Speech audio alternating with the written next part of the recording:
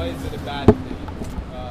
Try to do it in like 3 or 4 sentences. I don't want to like. Yeah, well, that was definitely a good question that he has raised up, and I had a little amount of research done on it, and all I can say about it is that the United States of America's sovereignty has been undermined by the Federal Reserve Bank because they have influence in the world's economy. At the same time, they have been hugely involved with the United Nations, and at the same time, because they tend to be a very secretive group where the people or the Congress members do not have much access towards it, that means the people do not have that much saying in the economic policy they make. So that, to a certain extent, handling the economy by a small group of people rather than the involvement of the whole people in general, the population, that itself kind of moves away the voice of the people from the economic decision. Let's go around and then put you. I actually have myself and then Omar and then we can have Ed and then Payan again. Payan? Yeah. Yeah. Puyan, I'm sorry. I was hoping that you could just start with a definition of what is the Federal Reserve Bank. Like, what is it? You know, maybe both of you all could define it, and then what's its purpose, what's its history? Just more clarity on that. Yeah, I'm wondering if we can. I know I'm out of process. But you guys are the leaders. But I'm kind of out of process here. But I was kind of hoping that we could go ahead and, as you say, define it and have a discussion, or have a bit of a presentation, and then I could respond to your presentation. Then we could open it up to Stack. But rather than right now, we're kind of touching on little things, but we're not getting in very deep. So I'm thinking if we could go ahead. I think starting out with a definition, and then a overview. Like we were saying, 5 or 10 minutes overview on what problems you have with the Fed, and being as concise as possible. And then I'll try to get in and respond to that, and then we can open it up because I think I know I can learn a lot from the people that are out here. Are you amenable to that? Well, I was simply looking for a general discussion. I'm really not willing to take the lead into it. That's okay. If we go on that process, then there was a Stack, and I just completely violated it. But you had a question. You were first on Stack, so your question was to him. Was on. It's not just to him. My question is, okay. What is the Federal Reserve Bank? You know, why are we talking about it? Basically, instead of, obviously some people know a lot about it, but I came because I was hoping to learn what it is and why is this a big debate. Basically a description. Great. Yeah, and I actually know what it is. Oh, I'm sorry. We're doing a stack, so I'm gonna defer to the facilitators of the class how you want to handle this. Can you give a definition, or do you want to just go into? Do you want to give a definition, or do you want me to? I think it's better if you give it. Okay. I'll try to do this quick. First off, the Federal Reserve is a rather complex institution, and there is a huge amount of misinformation regarding it from both sides, and to try to find legitimate information is almost impossible. I've done a good bit of research, and all the research I've done, I put down the sources. So the research is not any better than the sources, and I'll try to be as transparent as possible and let you know what the sources would be. I'll try to do a quick history and a quick overview of the Federal Reserve. The Federal Reserve was created in 1913. Before the Federal Reserve was created, the country had a history of many, many periodic depressions, recessions. It was going back and forth all the time. And in 1913, the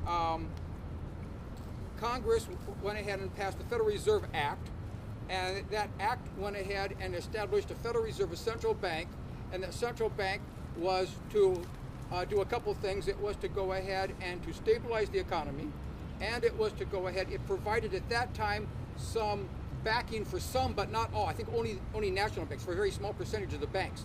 Later on in the 1930s, after the Depression and all that stuff, they started going ahead and having U.S. government guaranteeing a certain amount of money in all banks. The Federal Reserve was also involved in creating monetary policy. There is a impression out there that the Federal Reserve is the one that prints our money. Our money is actually printed by an outfit called, by the U.S. government in an outfit called I got it here someplace.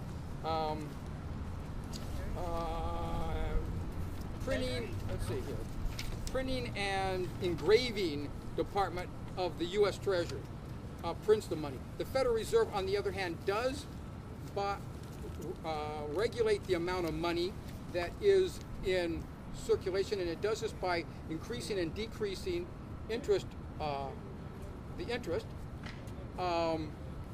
There's a perception that the Federal Reserve is responsible for inflation. When I read about that, I see that it seems like people are demonizing even small amounts of inflation and calling it monstrous.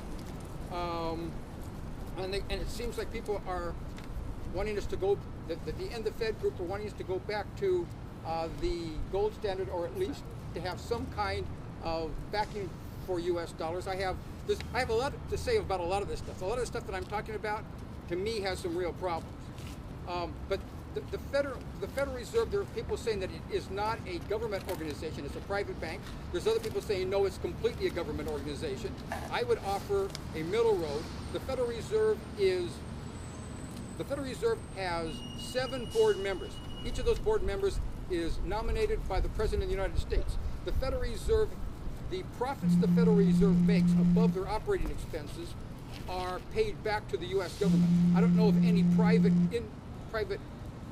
and that information, by the way, I'm getting from Wikipedia's Federal Reserve. So I'll try to give where I'm picking up this stuff I'm throwing out. It's from Wikipedia's website on Federal Reserve Bank.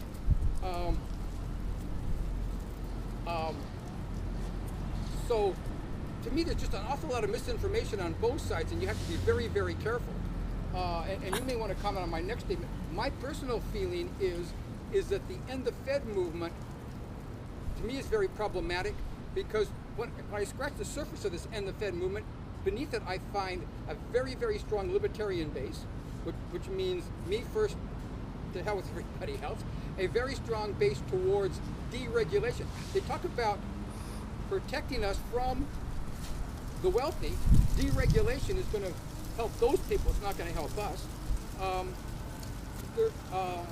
If you go through and see what the End the Fed movement is going towards, deregulation, return to the gold standard, demonization and misinformation on the ideas around inflation. I've even found some End the Fed websites that are wanting to get rid of all gun control. I mean, anyway, I've talked too long. Oh, should I go back to Stack, or do you want to? It's better we go back to stats. Okay, so Puyan, did you? You're on again, but so you already asked it. So, Omar. Well, I'm going to jump under the gun here. What is the alternatives? That's my question. Well, my last alternative would be to basically make people aware of some of the negative impacts the Federal Reserve Bank has on the society as a whole. Yeah, speak up. Well, basically, what my objective is basically to make people aware of the negative impact that the Federal Reserve Bank has on the society. And basically, it's basically educational purpose. It's for educational purpose, at the same time to provide alternative concepts instead of a centralized banking system, which can be. And that's what he asked is, if you want to eliminate the Federal Reserve, what do you want to have in its place? Anything? Yeah. Those are strategies that you're getting out. What I'm getting at is the beginning stages of having alternative, how should I say it, alternative belt or alternative platform. Yeah. Replace the stronghold or the Federal Reserve. That's I simply thought that it would be better to bring up discussions about a non-localized distributed banking system where the information about the financial transaction, it's basically theorizing or bringing discussion about such concept where we can have no middle banks or middleman in the middle, instead having a direct interaction between the people who have their money in the economy, and having a real-time understanding or a real-time interaction with the money itself, rather than having a central, powerful banking system, centralized banking system, where basically they have all the money and basically they have the right to regulate how the money is being spent on the economy, rather than in general bringing a whole community together and then decide how the money is going to spend. Because what happens is that when money becomes too localized in a specific spot, in a specific institution, they tend to create power differences, power level differences, where only a small group of people have the power to regulate the money flow. And basically this is something that I completely disagree with. Instead, have the money in front of the people and let them decide as a collective on how the money is going to be spent. And this is I think this is one of the philosophies that kind of relates to the Occupy, where there is a general sharing amongst each other, rather than a specific body of group of people will decide on how the money is being spent. So yeah, definitely, it's one of the outlook that I want to bring towards Occupy. That even though it's a political agenda by politicians, but the whole concept about the Federal Reserve Bank as a powerful institution where people have no say to it, and they over the course of time have indirectly funded political instability in other countries by controlling the gold standards compared to that country, raising inflations in that country, causing where people in other countries were they had high prices, and there was a revolution or like a fight or a violent fight. This caused America to get involved into it. For instance, what's happening is that in Syria, what initially started as was that there was a high inflation in food products and stuff like that. So collectively, the UN basically decided that we should put sanctions on them and sort of manipulate the dollar in such a way where we make their commodities more expensive, causing instability in those countries, and letting America intervene, or other foreign troops intervene, saying that it's for a humanitarian cause, rather than actually saying that it was manipulated and instigated war. Okay, I'm gonna do progressive stacking and let Rachel speak first, and then Puyan, then I have Bilal and